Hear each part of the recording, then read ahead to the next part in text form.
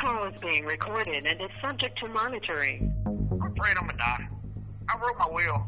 I understand that they're criminals, but they're still human beings.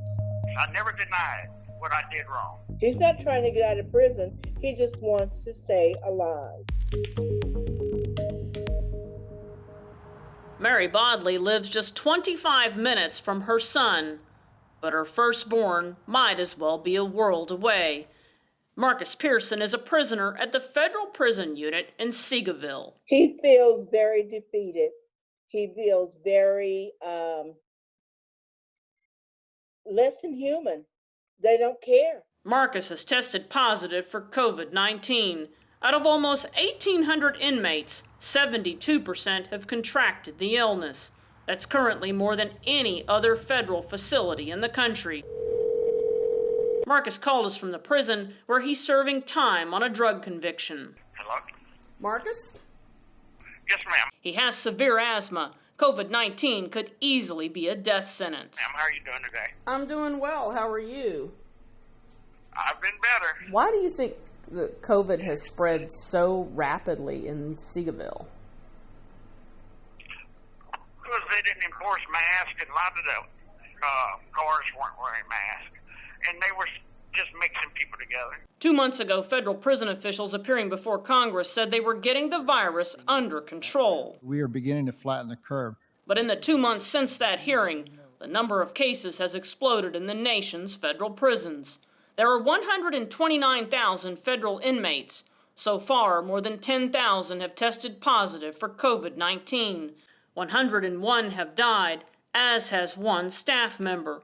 Right now, Texas is the hot spot. Besides Seagoville, another North Texas prison ranks second, the Carswell Federal Medical Center in Fort Worth. The only people coming from the outside were the guards and the nurses and the doctor and the warden. Those are the people that brought that into the prison. Marcus says the virus spread through his building after a guard came to work sick. Prison officials told us that everyone entering the unit is screened and those with elevated temperatures are denied entry.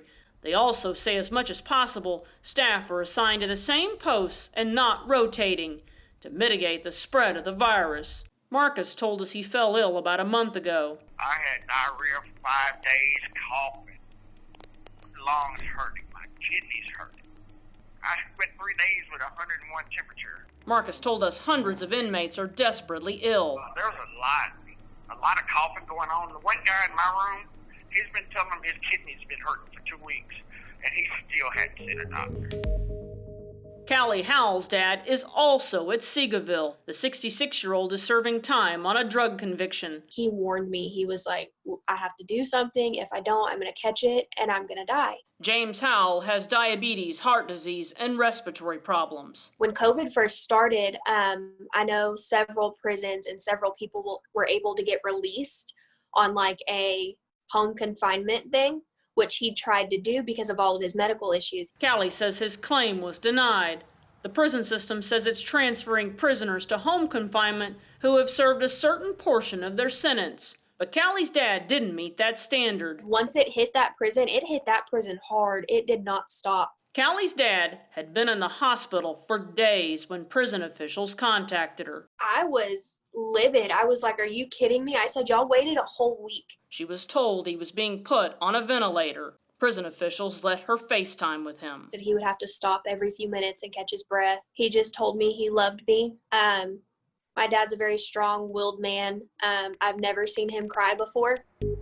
Callie says prison officials won't give her any information about her dad, citing medical privacy laws. I don't know if my dad's alive. I don't know if my dad's dead. You're treating him like he's an animal. I get he did wrong things and I get he has to serve his time. I 100% agree with that. I said, but the families did nothing. I, myself, did nothing. Like Callie, Mary knows that her son has to serve his time. But they want people to remember that neither of them were given a death sentence. In Dallas, I'm Tanya Iser.